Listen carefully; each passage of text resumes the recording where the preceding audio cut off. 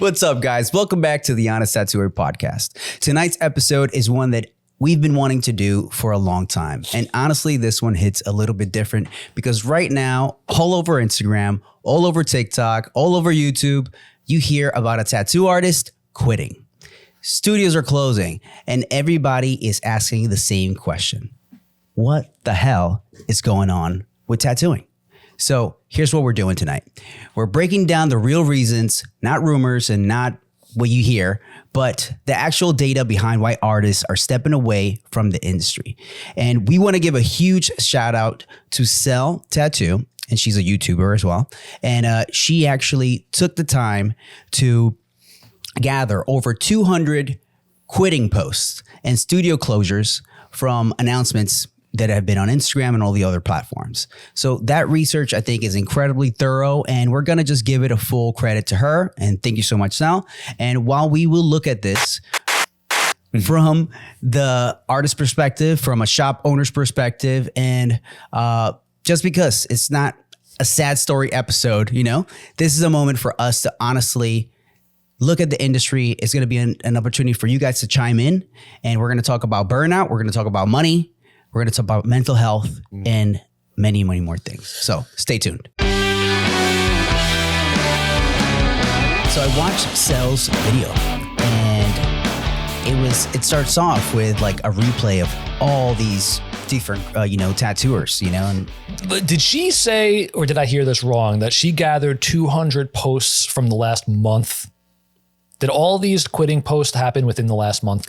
So it took her she said, I think it took her over a month to gather everything. Oh, okay. But I think it's something that she's been gathering from how long ever these posts. Okay. happen. So the way that I interpreted that was that just this last month, 200 people decided to quit. Oh, no. Which would be ridiculous. Could be. It could be too, yeah. Yeah.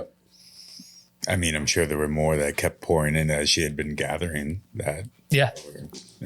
So first off, let's talk about when did you guys see a big boost in tattooing?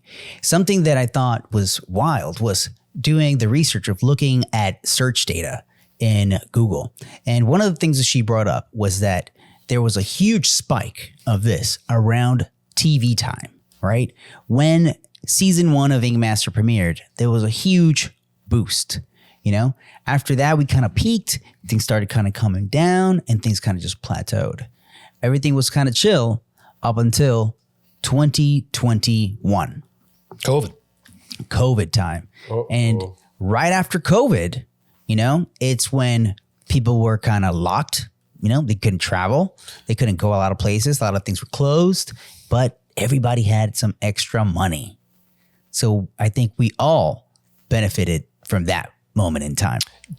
Us talking about that right now, this kind of like spike and then it's coming back down, is exactly relatable to what we were just talking about with the stock market, that I bought in at the wrong time and it was super high. Yeah. And this one particular stock that I bought dropped immediately, but it's not that it dropped, it just regulated back to where it was.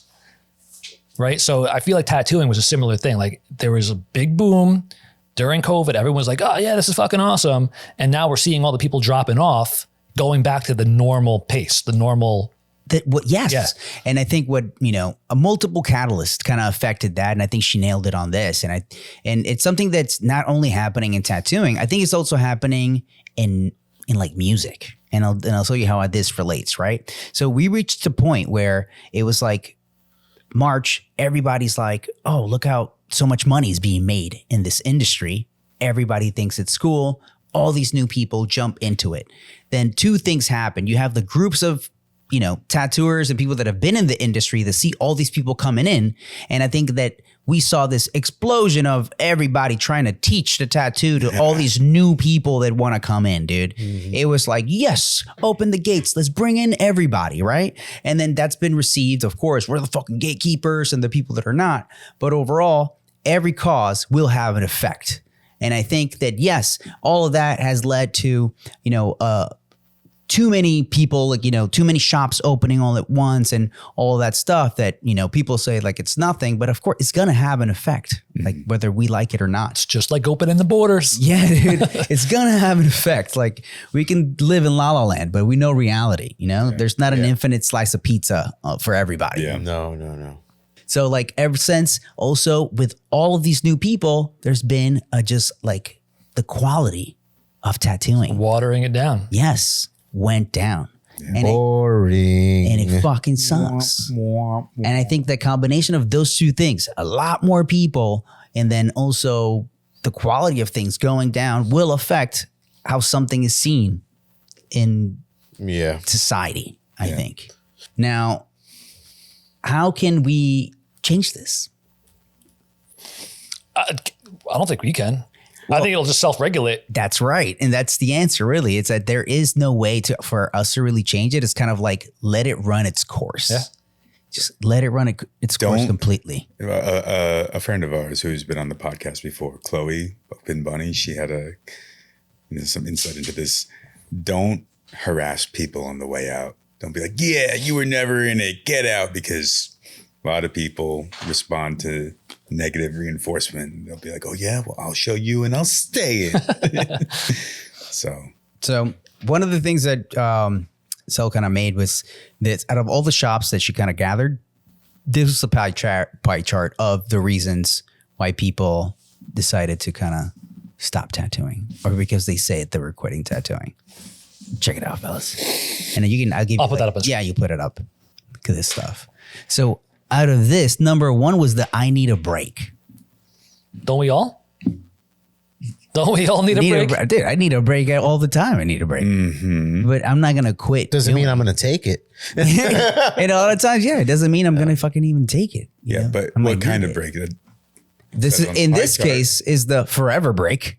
From tattooing. But it says mental / physical. Oh, wait, no. That is one. Yeah, I'm sorry. Yes. The glasses. You're jumping ahead, Matt. You're jumping ahead. That is just, I need a break. He said, what kind of break? Because he thought that this was all breaks. Yeah. No, this is just that the reason why they're like, I just need a break from tattooing, and then there's the. Well, wait, let's talk about this for a minute. Mm-hmm. So I need a break could literally just mean a month, 2 month, maybe a couple of month hiatus, but then you're going to return. But she said she was collecting this data from I'm quitting tattoo. Yeah, these are all people that are quitting tattoo. No, I understand that, but the way that I would interpret a break would be like, let's just take a little, a couple of months off. We were on a break. I know that's the way that's what I would take it as well, but I don't see that reality, dude. I need a break just translates to me as like, yep, I'm going to put my machines down. I'm not even going to worry about tattooing. And I'm going to go find myself. Yeah. And if I'm going to come back to it, let's go get some ice cream. Who knows? 5 years down the road, I'll come back to it. Maybe that, like I need a break is kind of like I'm leaving, but I'm not going to say if and when I'm going to return. I wonder if it's one of those, I need a break until things are busy again. Could be. And I'll come back when I see that things are hot again. I'll pick my machine up when there's more money to grab here. But because I feel like that's kind of the people that, I need a break. What does that even fucking mean to me? To me, the people who say I need a break are burnt out. Whether that's because they're trying way too hard to have like a social media presence to gain some followers and they're just not successful with it. So they're just overwhelmed with how much they're putting in and it's not returning on the other end of it. Yeah. So like, oh man, I need a break from all this. I'm putting too much in and it's not worth it. So when I hear I need a break, it sounds like burnout to me. It does sound like burnout. And number two, it's mental and physical health, which it's like, fuck, mental health.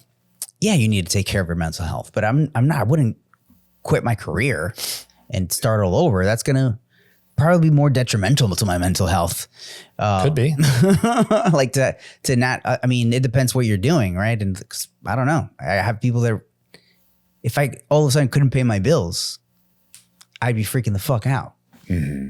But I understand how like this job can like weigh a lot on people, but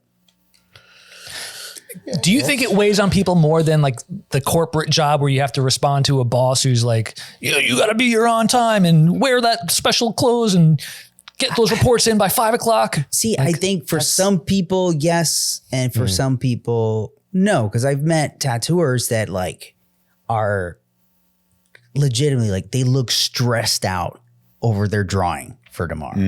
Yeah. Like you ever like hung out with that they look actually like they're carrying stress. And if that person is booked out for 2 weeks and they got to start projects almost every other day, that person is like having a meltdown and they want to like quit. They're like, I would.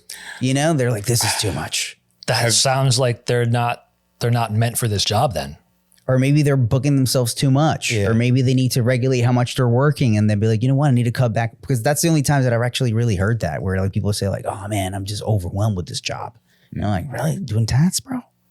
Yeah. I mean, I know when things have been busier, there would be weeks where I was booked out, you know, every day, back to back to back with like big pieces that required a lot of drawing. And, you know, I don't trace anything unless it's like a portrait, you know, where it's got to be just like the person. But, you know, so there was a lot of custom drawing to do every day, every night. And like in my head, I don't think I ever spoke this out loud, but I just kind of was like, man, this is like my version of like a Navy Hell Week. Like, you know, but then I would also think like, but man, this is great. Like I'm like making all this awesome art. Like I'm booked out doing this. I'm making money doing this. So there's a good carrot on the end of the stick to those kinds of weeks. But like, if you don't enjoy the style that you're working in, Gotta change it up.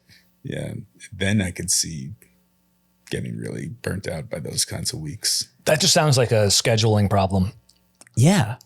It sounds like somebody that can't manage their time properly. Yeah. Yeah, I don't know. I guess I was also kind of doing that in like the, you know, bit of like a feast or famine kind of a thing. Like, well, I should take it all now. Right. Take that work while it's coming. Slow down. And this is back in like 2016, 2017, 2018. Yeah. You know? Yeah. Things were Booming. great, but like, you know, these cycles within tattooing of feast or famine, you know, we all know like the winter tends to be slower, and this is sort of like a bigger, like, I don't know, like a macro cycle in a way, where it's like the long winter. The long winter. Yeah. Are you saying that you think that if you didn't take on all those appointments, then you would have never gotten to it? Like they would just go with someone else? Because I feel like if you have these people inquiring you to get tattooed, and you say, you could either go the route where like, okay, I'll book everybody consecutively and I'll just, you know, I won't sleep. I'll just tattoo all day long, go home, draw for the next day and repeat the cycle. Or you can say, all right, I'll book this guy Monday. I'll take Tuesday off and draw, and I'll book the next guy on Wednesday. I mean, I'd probably do that now, but you know, I was a bit younger then, and I was like, you know, Right. Like, I don't think the clients would be like, oh no, if I can't come in tomorrow, I'm not getting tattooed. Then thinking I'm Superman. And also, actually, you know what? Now I think about it, probably during a lot of those times too was when I was freehanding everything. So there really wasn't all that much homework. Except for like maybe hunting for There was reference just images. hours of day work. So I want to quote some things that like from her video, like the different tattoo artists that made these videos said. One of them was that tattooing becomes your whole life and there's no plan B and there's no balance. And to that, I'm going to say, yeah, buddy, get with it, dude. Get fucking used to it. This is what you signed up for. This is part of the job. This is part of the lifestyle. Everything is new terrain every day. Like, right? It's the job that follows you home. Yes. To the toilet. Yes. Yeah. You're going to be showering thinking about what you're going to tattoo that day because you're like, oh, I better do this. you know what the problem is? I don't know. I don't have the data to back this up, but I would just assume that the people who are quitting because they're burnt out and they feel this way, that, you know, they're not prepared to be the tattooer and have that lifestyle, they probably didn't have an apprenticeship and they didn't work in a shop and have someone show them what the lifestyle really is all about. Right. Yeah. I think so. Some of these other things was that they couldn't get used to, like what you were mentioning, of like waking up, tattooing, drawing till 2 a.m. and then having to do that the next day. And the repetition of that over and over will burn you out. But it's a matter of like, learn to manage your time better. Learn to like make time for your days off, your breaks, time for your family, days to do nothing, days to draw. I feel like these are things that they shouldn't get you to quit. They should maybe get you to reevaluate the way that you handle your life, you know? Yeah. You know, Absolutely. if like make time for yourself, even if you have to be like, you know what, I have to take Thursdays off because that's the day I go talk to my freaking therapist. Yeah. Go freaking do that for yourself. And stop being greedy. You don't have to make money every single day. Yeah. I think if you, with your evaluation, figure out what do I need to make to be able to survive, add a little bit more for the cushion. And then, you know, if you're meeting those numbers within the first week or two of tattooing, you don't have to keep cramming in all these appointments. You can kind of give yourself a little bit of like wiggle room to actually live and enjoy yourself. I think something that, you know, happens to people is that and it's for real, like we will kind of talk shit on somebody who kind of like that we consider that they're not putting in the effort, you know? They're like, oh, they're kind of just slackers, you know? They're like, they don't work hard. So I can see how that could sit behind, like in the back of your head.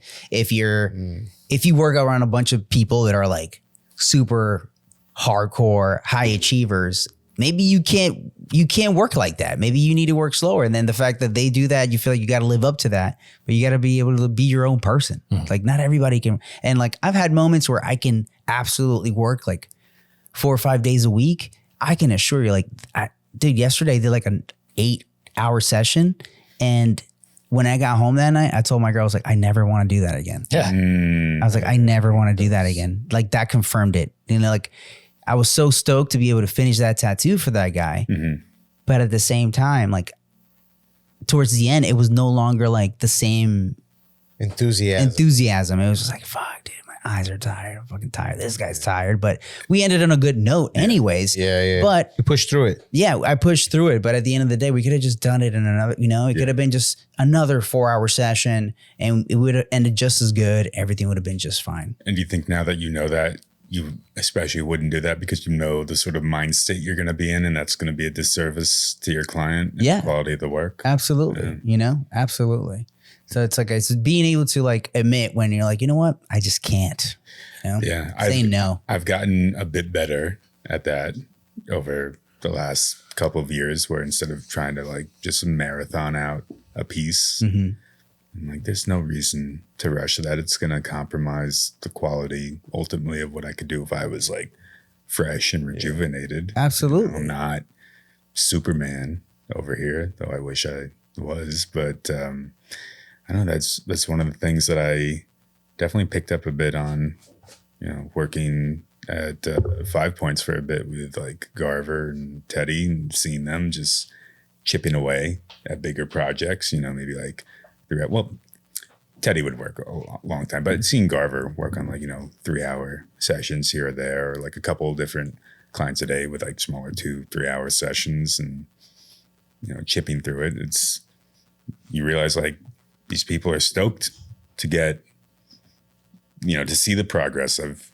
got a dude that I'm working on right now, like a full chest panel, full sleeve, Japanese Phoenix and Foo Dog, and we're chipping away at it bit by bit. I think we're like 6 sessions in, and like usually if I was like 6 sessions in on a sleeve, it'd be like done, but I'm like taking, you know, shorter sessions here and there, and he's stoked each time to see the progress in it coming along. So yeah, recently I had somebody send it's a lot me, better for both of us, I think. Somebody that I'm tattooing asked me, they're like, oh man, I really can't really do like full day sessions or how we did in the past. Would you be cool with doing like 2-hour sessions? In the past, I would have always said no to stuff like that. Now I'm like, yeah, dude. Like that actually sounds fine, dude. Like 2 to 3 hour sessions, as long as you can be more consistent. Yeah, I'd be stoked. Yeah, we could do 2-hour sessions every 2 weeks. I'm fine. Just keep coming. Yep. You know, at the end of the day, as a tattooer, I feel like you'll be happy because you get to keep tattooing. You keep working. You stay fresh mentally on those pieces, which is one of the worst fucking things when you're like gung ho, stoked about a piece, and then you don't see it for 8 months. Oh, yeah. And you lose like that flow, you know? Oh, yeah. Of where you were at. I got so many outlines floating out there. Mm-hmm. I don't know how they can do it, man. I don't know. Maybe you got to do like that dude you sent me, John, where like the outline was just like that light stippled gray. Oh, yeah. I Doing sent all it to the these guys. shading Did you see that first. thing? And you said it It's was like, an 8-hour session to do that thing. Yeah. Yeah. Dang. Yeah. Was it really, or were you just saying that though? What do you mean? No, I mean, it was close. Wait, was it? It wasn't your piece. I'm not talking about one of your pieces. No. But he saw it too. I said it to him too. He was like, that was 8 hours. Give or take. Man, one thing that like I think it's now I'm seeing a trend of, which is it's like the hazing, which reminds me of like the beginning of cancel culture. Now there's like hazing for the people that are quitting. Yeah. So it is like making fun of them on their way out. Yeah, dude. Yeah. When at the end of the day, I'm fucking stoked. I'm not gonna cheer or nothing, dude. I'm not gonna. Yes, dude. More people. If you want to quit, absolutely quit. I saw a compilation reel of like all the like quitting posts today, and the audio, the music over it was like, "It's beginning to look a lot like Christmas." I ultimately think, like, you know, if you want to quit doing this, then quit it, because I think a lot of tattooers don't see themselves as having that option at all. They're like, I couldn't quit this if I wanted to, because what the fuck else would I do? Yeah. So if you have the option to quit and you see a good door open, fucking take it. And who knows? Maybe you'll be happier. Maybe not. Maybe you can pick up your machines later. Scram. I don't know. I think the wrists might have atrophied by then. Maybe. Is there anything in the study that shows how long people have been tattooing before they decided to quit? That's a great question. That is actually a great question. But I think that maybe leads to, I think there's no specifics on that. I forget if she did it. I did recognize some names amongst some of the posts of the quitting that she was showing there. Oh, really? Yeah. Some dudes we did conventions with back when we were at like Sacred, or we had just started No Idols. Yeah. I don't remember off the top of my head, but you know, I know there were dudes that. I think there's people that I've also quit because the requirements of the job have gotten bigger. Oh, yeah. Got to do a song and dance in addition to your drawings. Yeah. If the song and dance means, you know, doing, you know, marketing and all that other stuff, which is kind of like a requirement for any other business on earth. How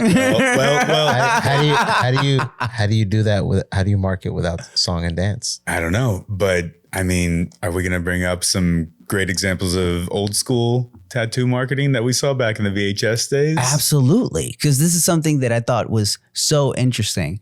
Before all of this, people had to make either commercials, videos, and get in magazines to be able to promote themselves. And if you wanted to be like a world-renowned tattoo artist, people had to see your shit. The other day, Wait, hold on. Let's tease this a minute. Let's talk about this in a little while, but let's finish what we're talking about, and then we'll get to that. and then we'll get to dick. I thought it was a good segue. I know, it's a good segue because overall is a way that, you know, people have been creating content before it was called content. You just made videos and promoted yourself with it. And most of it was way cooler, but anyway. And also way more difficult to do. Now you have one on your hands, bro. Yeah. Well, now it's all structured.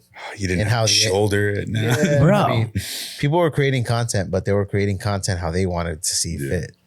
So now people are creating content based on Whatever's popular. well, yeah, I mean, it's just a boring framework when you see it repeated. I at least that's how my mind works. Like when I consume content, like maybe I'm just irregular and everyone's just a fucking zombie, but I consume content and I see the same like patterns of how these people edit their stuff. You know, what's this like success, how many seconds it takes, like the attention span, like it's all down to a boring, bland fucking science. And I can't stand scrolling on my phone anymore. Yeah, absolutely. Are you talking about I'm talking tattoo about content specifically or not- just in general? Yeah, just in general. Just in general. In general, you know, tattooing incorporates it, but I'm just basically talking about where we are right now in social media. It's kind of like what's that flock of seagulls from one of those like Pixar movies where they're like mine, and they're all like, It's from Finding Nemo. Yeah. Oh, Finding yeah. Nemo, where all the seagulls, they're just mine. content. Exactly. Yeah. I mean, you make an Instagram reel, right? You want to push things as far as you can to the viewers, and you want the algorithm to pick it up. How do you do those things? Use whatever current song is trending right now, add a clip of whatever is memeing right now, like whatever is hot. So at the end of the day, you're just fulfilling like something that's not yours. You got to give the people what they want, though, man. I don't think they want that. I'll be honest with you. I genuinely You got to give the algorithm what it wants. Exactly. it See wants. that? Now you nailed it. You're trying to give the algorithm what it wants, but you're not giving people what they want. It's all about thinking what the people want. It's like, I'm going to serve you the slop. It's high in protein. It's everything that you need. You know, like the Matrix slop. You guys remember that like scene where it's just like, It looked like British food. yeah, but I want the burger and fries. Like I want the eclectic meal, you know. I want the omakase sushi. But it's just the same Matrix slop that I'm seeing in front of my eyes. It's hard to stand out in the whole sea of everything that's trying to copy itself and do the same thing. Yeah. But I do think though that when people do make very original content, it does well. Yeah. Sure. Every time I see a piece of original content that's fucking good, it's killing it. Or if it's genuinely funny. Yes, if it's genuinely funny, it's killing it, dude. Yeah. One of my favorite pieces of content I did see was the one that Wild Isley Tattoo made with that scene from Tires. I didn't see this. You didn't see this? It's Shane pretty much standing. He's like, "You young people, just so you know," he's like standing in front of a bunch of like super tiny micro tats. This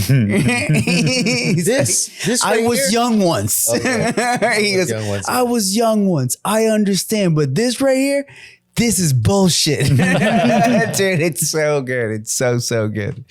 But it's like, man, that took a little bit of thought, a little bit of creation, a little bit of creativity. Fucking hilarious. Yeah. Booze your shit. People are like, oh, that person has a sense of humor. Let me look at their tats. I like their tats. People get tattooed by them. I know it's crazy that it so works, but that's the way it works nowadays. Yeah. I feel like I know him, her.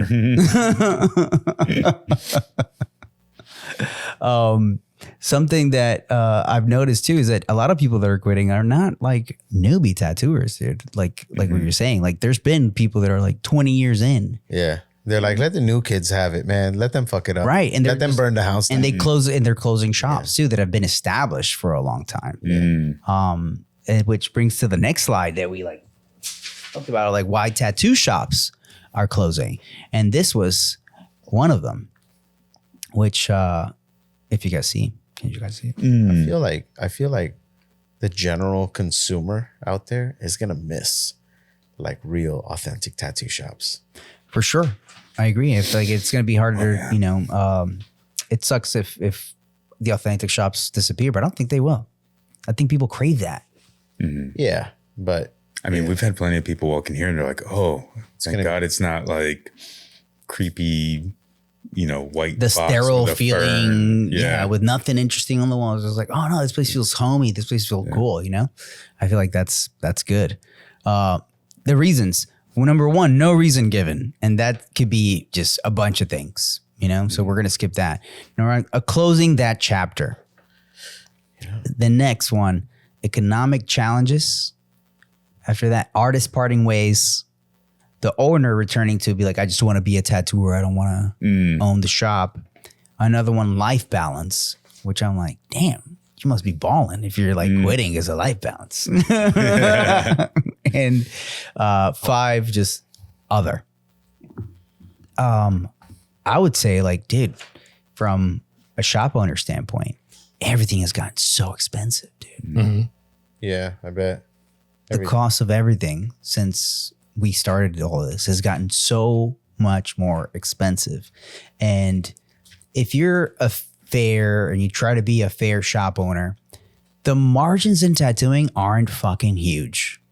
As long as you try to be a fair shop owner, it's not like you're going to make $1 bazillion of tats, you know? unless you're going to be like charging astronomical prices and taking huge cuts from the artists. Yeah. You know? What is considered a huge cut these days? I would say 60%. 50, 60%. People already feel like it's a lot. The artist is taking 60% or the shop is taking 60%? Well, there's some shops that take 60%. Really? Yeah, but then they also charge like crazy prices. Right. They're going to charge a lot more because at the end of the day, they're just, I'm still taking like, still taking $1,000. Yep. Yeah. I've questioned this a couple of times in my head recently is like, what is the standard cut for a shop now in 2025 for shops that are actually taking cuts still? Oh, that because 50-50 used to be pretty standard. I would tell you that That's when money was good, though. I would tell you that it's from what I've heard, a lot of shops are still doing 50-50. Yeah. Yeah. I was under the impression that it was more 60-40 now, 60 going to the artist. I would think so too. I would think that would be where it's at. But from what I heard from a lot of places, that especially old places that have been doing it forever, they're like, hey, this is what it is. Yeah, this is how we talk. Yeah, like this is what it is, and this is what it's gonna be. Go open up your private studio with no art on the walls and ferns. Yeah. Go build a reputation of 20 years. Yeah. Go do that. That's the hard part. Yeah. Yep. And it's like, oh shit. That's why like in those, especially when like you hear like of like those, like a smaller city or smaller town that there's like a shop that has the reputation. They've tattooed like generations of people in that town. That shop ain't going anywhere, dude. Yeah. Hopefully. But from what I hear, I feel like usually those places survive. Yeah. Yeah, when you have generational clientele and referrals from generations of clientele. That's heavy. Yeah.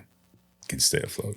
But I think that's why we're that with all these people quitting and all these shops closing, I feel like we've reached to the point of, like we said, it's correcting itself. Like now that things are kind of came down, there's not this boom, we're going to correct itself. And then there's going to be another boom. What that next boom may be, when it may be, who the hell knows, I don't know what the hell is going to come up. But overall, if you're a tattooer and you're living through this moment, I hope that you stay afloat, that you stay focused, that you don't panic, and that you figure out ways to make yourself busier without quitting. Yeah. Because I can assure you, it will be way more difficult to go learn another career if you've put in 10 years to this craft and you love it and you've been doing the work. It's going to be way harder to go start fresh somewhere else. And more so, you're going to miss this. I promise you. Yeah. If I had to like leave this place, dude, whether I left it because I hit the lotto tomorrow, I'd miss it. I remember when you and I, when we first opened back in 2016, right? Like we didn't open to like make crazy margins. No. We opened because we wanted to create a place where we wanted to do tattoos. To make cool tats. Yeah. Then that's a good question to ask yourself if you're listening. If money wasn't a part of the equation, would you still tattoo? Would you still want to do it? Hell yeah. Yeah. I would love to be rich and then just tattoo for fun. Right? Yeah. I would never stop doing it. Oh my gosh. Yeah. I'd be like, there's no way I can stop. You get to have even more fun. You'd be like, hey, you have amazing skin. Can I give you $10,000 so I can do this back piece on you? Like, you have the most flawless skin. The best. You must come every week. I will pay you to sit here. Let me tattoo. Oh my goodness. That's the dream. Oh, how sick. If you think about it, that's almost like the dream of the artist that we were talking about. Like he gets he invests to make money so he can do what he wants to do. Right. Yeah. We were watching this other podcast called The Undraped Artist, which is like a fine art, figurative, landscape realist painting kind of hosted podcast. And they had a panel on talking about his AI, the death of art. And, most of the people on there are bemoaning. And this one guy's like, dude, it's a tool that like, if you don't use it, you're going to get left behind the same way. If you didn't start using digital photography and you're like, I'm only painting for life, like you're going to get left in the dust. It's funny if you see any AI art that's posted on Instagram or even videos too, and you read the comments, hate, nonstop hate. Yeah, but I mean, People hate it. That's when I feel like they're using it not as like a tool, but like as a finished product, not as like a reference jumping off point. But like if you're like, oh, here's what my prompt gave me, like this is the art. Like, yeah, I hate that too. But I was getting off a little bit on a tangent there. But one of the guys was talking about, he's like. Because one guy was like, you know what? The answer to all this and worrying about this is residual or passive income. And the other guy was like, well, where does that come from? And the other guy was like, well, the stock market, like learn the stock, either move somewhere dirt cheap or learn how to invest. And So basically quitting art and going into stocks. well, no, not quitting even, art. not even quitting art. So the way that he's talking about it, he's like, he had just been divorced. He had 3 kids. He had almost no money left to his name. And he's got to make it work. And a friend of his who was good at investing sat him down and showed him what to do. And he only started with like a couple $100, but now he basically makes enough through his investments to be able to have the freedom and the autonomy to make the kind of paintings that he wants to make that, you know, they're not necessarily going to be selling. It's like urban landscapes, you know, he's like, it's something he feels that he needs to paint, that he wants to paint, but he has this financial security from having, you know, passive income through the investments to be able to do that. So Yeah, somebody that shared that with us was Jeremy Miller when he was on the show. You know, he's has a full-time like job and career outside of tattooing. Tattooing is still something that he does because he loves to do it, but it's not his main source of income. yeah. So the way this guy was talking about, he's like, when he's not painting, when he's not with his family, when he's not exercising, he's doing research for the stock market because that's like, you know, the habit and the activity that he has to do in order to afford him the freedom to be an artist. Yeah. And to paint. I mean, like, It's nice. the side hustle that's taking care of what he wants to do. Yeah. I mean, like, and that's like a plan B that you can have, even if, you know, your entire face is tattooed, right? Yeah. You don't, it's not like you have a bar to entry from that just because tattooing's all you know, like it's something you can, it's something I got to learn. It's something John's helping me to learn, you know, it's something I'm encouraging my friends and loved ones around me to learn. It's something I wish I had learned and picked up a lot sooner, but you know, the best time after that is now, right? Yeah. Passive income, man. Imagine just waking up, looking at your phone and be like, oh shit, I just made $1,000 when I was sleeping. There's more money there than when I checked last time.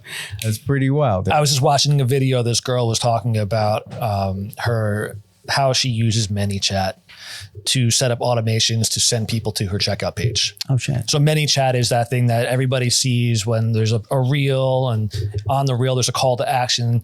Comment whatever keyword, and then I'll send you my flyer. I'll send you my whatever. So people in the comment section are like, you just read like the one keyword everybody is commenting, and ManyChat automatically responds to each and every one of those people, sends them a link to whatever you want to send them to. And this girl was saying that because she has a following and there's hundreds of, maybe even thousands of people commenting the trigger word each time that she posts, she says guaranteed every time that she makes a post, whatever she's selling, I don't know what it was, I think it might have been a course, she's making about $10,000 to $20,000 per post. Damn, dude. What? That's nice. I'm telling you. Does this person live in Texas? I don't know. I don't know. People know. Some people just know. They know. They figure out these things, and I'm like, God damn. It's like smarter people than I am. Insanity, dude. Yeah. Yeah, I guess. I don't know if that's a matter of being smart as much as just doing what works. Doing what works, yeah. Well, you got to be smart to do it. You got to be smart. Is it that you got to be smart to do it, or you just don't be dumb and not do it? Because there's so many videos and people talking about ManyChat, talking about automation, talking about how to increase your following so that you can increase your sales. People just, fuck it. Fuck it. I don't want to bother with it. Yeah. But I mean, that reminds me a little bit of that guy. What's the name of that dude that was on the Iced Coffee Hour that you sent me that podcast that I was just blanking out on his listening to? freaking name right now. Yes. Some dude who went from from what, like $10,000 invested to now he's like $60 million. Yeah. Right. Like something crazy like that. And he's talking about how like you got to learn how to use AI tools because it's coming whether you like it or not. And people are always resistant to new technology. You wouldn't believe how many people were resistant to computers. You wouldn't believe back when the internet was like coming out, like how many like executives were resistant to getting an email address. And they're like, I'll have my assistant do that. I don't want an email address. Yeah. Like how crazy that sounds Now. right? So I feel like, we're always kind of like resistant to these new Yeah, but AI is like a technologies and class of things. its own. And going back to what I was Fair saying, enough, though, but I'm talking about like I'm bringing this back to like ManyChat, right? Like any sort of like new tool or implementation, regardless, is going to be it's too much for me to deal with. bringing this conversation full circle, though, and I'm just speculating, but I would imagine that the people who have been tattooing for many years who are quitting now is because they are saying, fuck it, I don't want to do what's working now. Like, obviously what Yeah, has they're been like- working yeah, in the they're like- past isn't working anymore. Yeah, they're like, Yeah, I but know they don't want to exactly. try any more of like what's actually working. So they're just throwing in the towel. I agree. I think a lot of people do feel that way. And fair. I don't think there's, if you want to quit because you're like, you know what? I don't like what this has become. I get it. Things are going to change. You might not like it anymore. But like you said before, whatever career you go into next, it is probably going to be the same shit. yes. Because exactly. It's like, I mean, it's like any AI and field tech. right now. Yeah. Yes. AI My is friends that are literally graphic designers, yeah, it's the same. AI is literally in fucking vested. But not even everything. AI, just promoting yourself. People are so resistant to promoting themselves. No, but it's not even that. I'm just talking about like just promoting, right? Just like that's one thing. Then it's just like the doing also the business aspect of it. Like you said, automation. Like it's doing so many tasks for you. It's gonna be your accountant. It's gonna be this. It's gonna be that. You're just like basically just commanding an AI. But it's If you want to be Everybody- tatting, everybody. would you also rather be your own accountant and your own secretary? I would rather have somebody do all that for me. Right. Yeah. I would rather have somebody else do all that stuff for me so I can spend more time tatting. As you can tell, Yeah. That's what I like. in the near future, when there's the war between the machines and the organics, The meat bags. you can find your boy here. The organic. Part of the resistance, holla at your boy. It's going to be the organics versus the bots. All right. So this is going to be maybe something that I think it's going to maybe piss some people off, maybe not. But one of the things that are on that video, it's a clip from a young lady who's 27, and she waited till she was 27 to get her first tattoo. And she did her research and she spent like $5,000 on her sleeve. I feel like there's more people like that now than ever before as well, because they're a lot more educated. This year I started a couple of like first big tattoos on people, and they were like, oh yeah, like they were fine with like the rate that it is.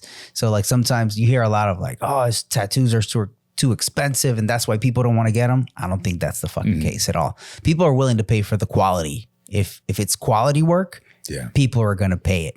So I think we're in a place now where like, if you're not doing above mid shit, it's going to be really hard for you to make it. Yeah. Maybe like how, because like you could do. I was actually thinking about this, and I feel like the people who are quitting are the average, middle of the road, good tattooers, Yeah. but they're not excellent, Yes. which people are seeking out for, and they're not kind of at the bottom of the barrel where they're affordable to the masses. Where like, whatever, it's a $50 tattoo. Who gives a shit? Yeah, they're not willing to do a $50 tat. They're Yeah. like, I'm better than a $50 tat. I've been doing this for 15 years. I deserve better than this. But then that's the same person that doesn't want to do the marketing, the stuff. So then it's just like slowly kind of just depleting until it's like, you know what? I don't want to do this anymore. Exactly. But don't let yourself get to that point. If you're listening to this and you've been feeling like that's you, man, hopefully you listen to any of the things that we said today and be like, man, these guys are right. I am that guy. I do feel that way and I should do something about it, dude. If your fucking house is burning, go get a fucking bucket, bro. Get a bucket of water, bro. Don't just stand there saying, oh my God, it's burning. Dude, go do fucking something, bro. I think in this scenario, it would be don't look at your house. Like, all right, well, I guess it's burning. I'm gonna walk away. I'm gonna go find another house, dude. I'll leave everything inside. Yeah, dude. Go do something, bro. Because I feel like if you put, this much effort and work and dedication into this and you love it, dude, it's worth saving. It's worth rescuing. Yeah. For sure. Let's bring back the video that you were talking about before. Oh my God, dude. Yeah, let's go back to the video we were talking about before. So Matt was so kind to show me Occult Vibrations. Occult Vibrations. It's a blog and a YouTube channel. I felt like a little bit of an imposter not knowing what this was before, who that was. Should I have known who this was before? We talked about this guy before, actually, Okay. here on the podcast. So Really? yes, we were talking about this before, and I think it was Jesse Smith that brought up Roy Boy. Okay. Oh, One of the first times, like on the show, and this video is from. It looks like it's 1989. Yeah. It looks like it's 1989. Yeah. There's a guy with a voice like this in the very intro. But you know what? I felt like it was a 20-minute intro. Yeah. It never ended. I kept fast forwarding thinking that something was going to happen and nothing happened. Guns, guts, and the will to stay alive, and the burning ambition to be the best. We're talking the Top Gun of tattooing. Not many will ever experience that kind of high in a lifetime. So if you're ready to step from fantasy into reality, then sit down, shut up, and don't move. Now fasten your seatbelt, because the journey is about to begin. Say, could you imagine being on a 747 from Chicago to LA and being told that Roy Boy is your pilot today?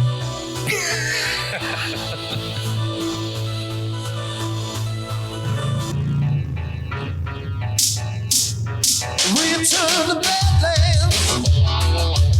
Step across the boundary into the tattoo zone.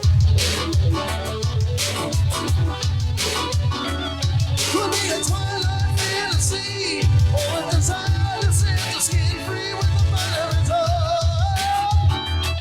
Yeah, yeah. Well, that's when you're a tattooer doing your own marketing and you're not a director, right? And you're like, Exactly. no, it's going to be like this and it's going to have that. Yeah, dude.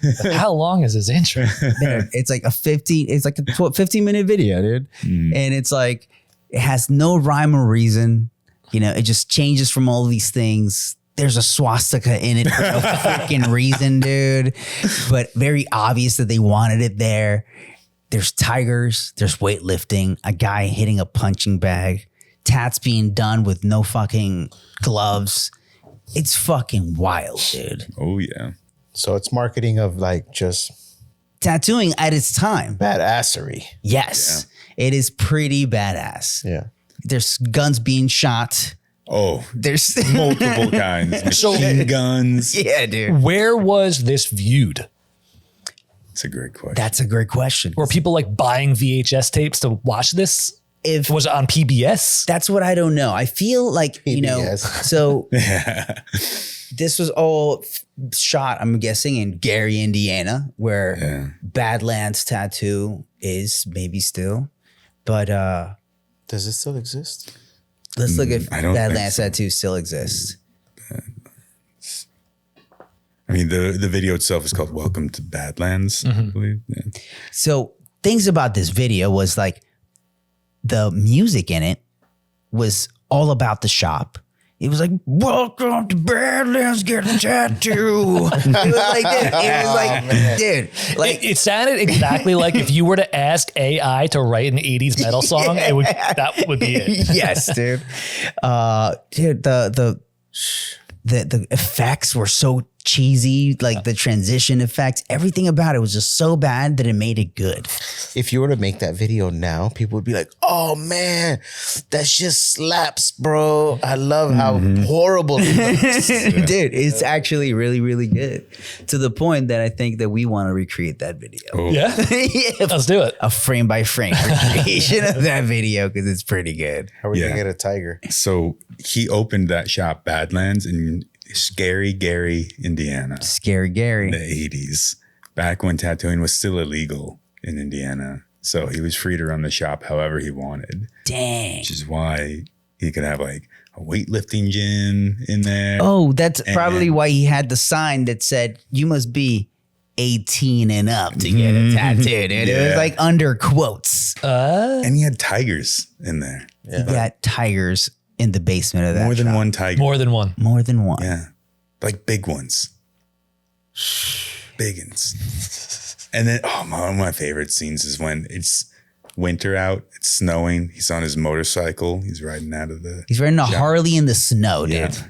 And No helmet. Short sleeves, right? No helmet, short sleeves, bro. around his neck is a chain with a tiger head on it.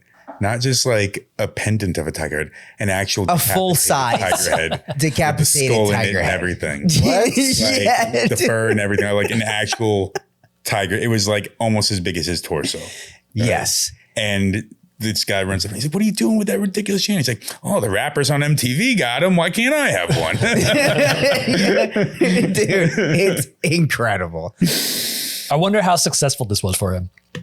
Me too, but I mean, he tattooed Lenny Kravitz yeah, he tattooed So, a bunch of celebrities in his time. Like he was the guy. around. Yeah. Yeah, he was the You want guy. to know why? Because people knew about his history and they wanted to get tattooed by a character like that, like a modern, like a freaking land pirate. Bro, there's a picture of him. You know what I mean? That he could be a wrestler. Like he looked like Razor Ramon. Dude, just no shirt, just oily, tons of rings, gold chains, and a mullet. Like a blonde Kenny Powers. Yeah, dude. I was like, Like Mr. Was it Mr. Perfect? yeah, like Mr. Perfect. That's exactly the look, just with chains on. Dude, it was incredible. But overall, I was like, damn, look at the amount of effort Yes. that this guy put in to promote his shop and business. His Dude. illegal shop. His illegal shop, dude. Yeah. Dude, he had to hire a cameraman. He had to set up a lot of shit to do this and then get it edited and then like you're saying, like, where did he show this? Maybe public access. Maybe he paid for like local advertising or something and just play this shit. Who Yeah, think knows? about how easy it is to just shoot something now, edit it real quick on your phone, and potentially thousands of people see it. Yeah. To do that back in the 80s, like you're saying, hiring a camera guy, hiring an editor, having someone write the music for you. Yes. There's a lot involved in all of that. Now you can just be like, oh, I'll do that in 5 minutes. Yeah. And now it's like, I don't want to do 5 minutes of that, dude. And it's like, if you did 5 minutes a day, that's more than just saying, I don't want to do any of it. Yeah. Also consider back then when you're taking photos, you had to develop them, Yeah, you had to wait. right? You couldn't see that stuff right away. Yeah, man. Who was the guy that we watched? He was working on the super kind of cartoony like back piece that towards the end he took pictures of it. Dave Lum. Dave Lum. Yeah. Yeah. Dude, like he finished his back piece on this dude and you see him just taking pictures with a camera, just hoping one of them things is good, dude. Yeah. Oh, when last time Joe the book guy came through the shop, he had a Sailor Jerry book I hadn't seen before. And I was flipping through it and there were these photos of like a beautiful young woman, totally nude with like a giant red dragon, like painted like over like the entire length of her torso and down to her thigh. And I was like briefly reading like the text next to it. And it was, I guess like a letter from Jerry accompanying the photos or like before the photos were even developed saying like, oh, she looks so great. Like she posed so well. I painted this design on her and, I hope the photos came out well because like, even if the photo, even if, since I have to, it's just painted on there. Like if these photos come out well, this design will live forever, So it's like he spent probably all day painting this thing on her. Took some photos, doesn't even know if they're gonna come out. They're gonna come out or not. Just like Open go and for praying, it. right? Dude. Speaking of Joe the art guy, we gonna have him on? Yeah, man. I gotta lock him in on a date just so we can have him in here because I think it'd be awesome. He can tell us about Joe the art book. Yeah. That's going to be cool. Joe the book man. Everybody knows him. So this is where I'm going to ask you guys a question based on everything that we talked about today. What do you guys think is next for tattooing? Is it going to be fewer artists, fewer studios? or just like more specialization, or overall things will stay the same and just become, just shrink it down a little bit? I hope there's some consolidation. Yeah. A couple fewer studios, quite a few fewer tattooers as well. So that, I hope like the quality rises back up again. Because I think, there was a nice kind of steady uptick in the quality of artwork being done in tattooing. Yeah. Up until the COVID boom. That's when we started seeing the wildest shit come out, dude. Yeah. I think those were phases, I think those were phases. And I think that overall we're starting to see those things die out. Mm-hmm. And I think people will revert to the traditional tattoo motifs of old, like. Yeah. And I think, the more time tattooers who are new spend in tattooing and see their stuff coming back healed and see all the fancy schmancy stuff that they had done, 5 years ago, 9 years ago. Be like, whoa, all those little teeth that I put in there. And now it just looks like a gaping black mouth. It's all blurred together. Maybe I should pare it down a little bit. And yeah, I think you will go maybe back to more classic imagery being done. I mean, we've had people walk by the shop who see the, American traditional flash banner that we have out there, come in and like express interest in that. People that you wouldn't really think they were like from looking at them wouldn't think that that's what they were Yeah. into, but like there's an appreciation coming back for that too. I don't know, maybe the resurgence in the popularity of Ed Hardy clothing will help with that too in some sort of. Is that making a comeback? Oh yeah. Yeah. Yeah. I mean, I hang out at Marshall's and TJ Maxx. Is but Affliction coming back too? Dude, we had someone in the other day consulting with Dean wearing an Affliction shirt. Yeah. Yeah. Was he a big meathead? No, he was. Remember that? All those guys were just like dude. big meat juiced up Oh, dudes. yeah. All the ones at the with frosted tips. at the clubs. Yeah. And they're 45-year-old. Gym tan laundry. Gym tan laundry. Good times. Good times, right? So yeah, I don't know. I just hope for a general consolidation. The people that don't really want to be in it will, see the exit, and that cooler tats will get done. Cooler shops will, pop up, be around, or people will get kind of bored of the sterile look. I was going to ask that. Like, I don't get it. It'd be nice if like our viewers like were to comment like what they prefer as far as like the aesthetic. What kind of shop you like? Yeah. Okay. The sound, like what kind of shops you guys like? Do you guys like where tattooing is at now, where you're going to sign a consent form where you're going to be like, this is going to be a safe space. You're going to be touched here because the application of a tattoo? Or do you want to hear fucking like an eclectic mix of either like rock, rap, and like hear the sound of a coil machine, or like the smell of like Dettol or like green soap? Yeah. Oh, dude. Or you want to smell like, lavender and hear like some boring ass chill wave music. I'm just joking. No, you're not. There's there's, the thing is like, even though everybody knows what I prefer, as long as like a lot of the longtime listeners, they know where I stand with tattooing, what aesthetics I like. But, I'm always interested to hear what the majority likes, like if they like a tattoo shop to, I'm just going to say it straight out, look like a tattoo shop. You Yeah, guys for sure. You guys know what I mean? Yeah. Or do you Shop want it with to art. look like some Tat art on the wall. sterile environment where there's no art on the walls and it's like modern or whatever, but I think it's fucking boring.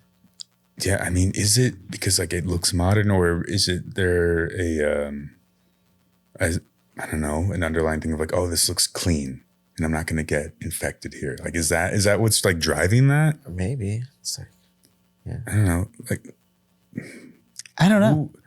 Who started that? Dude, not even my dentist's office is that boring. You know, they got photos of at least the dentists on the wall, you know? For some It's reason, like at the fish tank. for some reason, it's the more expensive shops. Like if The most minimal, the more it costs. Right. Yeah. Well, that's yeah, exactly it. Think about like The if- less if you art on walk- the walls, If you walk the into more Target expensive or if you walk into Walmart or anything like that, usually there's just shit on the shelves, stocked up, piled, and there's maybe some organization, but it's pretty cluttered. And then you walk into like a high end, I don't know, name a high end luxury. Yeah, you go to Saint Laurent, Right. You're gonna be like, You'll see a shelf with like one boot on it. Here's- and that's it. yeah, there you go. There it is. one bag Yeah. is $5,000. But like, And each item is separated You by could've- like 10 feet Exactly. of just whiteness. And there's lights all around Yeah. it. yeah. But then there's also the shops like the, like the double RL store, which still looks super cool, but it's still hella expensive. Right.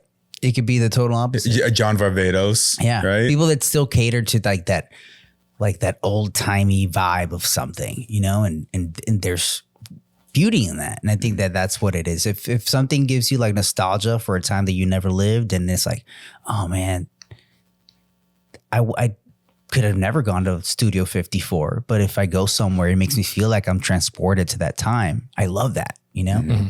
Like, and I feel like that's something that we can provide to people when they go into your tattoo shop. If you can make them feel like they're in the heyday of tattooing, when tattooing was the fucking coolest, most like, you know, and tattoo was the coolest when it was illegal. Come on, let's be real. You know, when it was like slightly on the fringe and just something dangerous. Like it just added to the coolness of the whole experience and of the tattoo. Clients getting tattooed back then, they accepted that this is what a tattoo shop is. I might get yelled at. It's going to be a little scary. Yep. It's going to be super intimidating. the customer's not always right. That was the accepted way of what a tattoo shop is. And somewhere along the line, people got soft and they're like, nah, I don't like this. And then artists were like, oh, the clients don't like this. Let's start cleaning it up a little bit. And then maybe it just went too far, Overcorrection. overcorrected. The overcorrections, which we see so much in our society nowadays. Yeah, I mean, like, I don't think there's anything wrong with like better customer service. Of course. and professionalism, but like when it's like you're not allowed to use any machines that make noise here. No coils, no Cubans. You know, some people have My sound eardrums. sensitivity, and we need to cater to every tiny little subgroup. Gosh. No, you Give them a cannot. pair of headphones. Yeah, give them. They should travel with headphones. You know, My ears If have their been ears hurt. violated. Here's some gum, stick it in there. straight up. Before we wrap it up, do you have anything else you want to talk about? No. Because there's actually two topics I wanted to talk about. Maybe we'll save one for another day. But being on the topic of older tattoo shops, I was thinking, and maybe you guys can either agree or disagree, that 90s to 2000s, like early to mid 2000s tattooers were peak tattooers. And I was thinking this because prior to, like, let's say early 90s, maybe even late 80s, like flash was the standard. Someone comes into the shop, picks something off the wall, tattooer only had to trace what was there. And they could tattoo any style. Didn't matter if it was a traditional piece or a black and gray piece or whatever, but more or less they were just tracing what was already drawn. Come like 90s, 2000s is where custom tattooing really started to It becomes more become a thing. popular. Yeah, Now the tattooers were the good ones were the ones who were drawing custom tattoos, and they had to be able to draw any style that walked in the door. Tattooers now, they might be better skilled at one particular thing, and they could probably draw a lot better than the people in the 90s and the early 2000s, but they're only good at their one particular style. yeah. So they're not as well versed. So this is why I think that 90s, 2000s tattooers, they were peak tattooers. Can't beat that. Shit. I think you got a strong point there. Yeah, for sure. Yeah. I think to close this day, guys, I want to say that overall, tattooers deserve stability. You deserve to have a real career, you know, especially if you dedicate all of your time and all of your effort into this craft and you put love into it, you deserve that. And if you burn out and you need to take a break, it doesn't mean you're a failure. but it does mean that whatever you're doing needs to get fixed. Look at what you're doing, fix your system. And hopefully we've shared like so many different ways that you can change your system and maybe fix what you're doing. And it's a conversation that maybe you need to have with the people around you. Maybe sit down with the people in your shop and, sit with your peers. And maybe we can all find a better solution, and tattooing or industry, whatever we want to call it, can be in a better place years from now. That's all. Cool. I was going to say, John, just tell them straight out, just quit.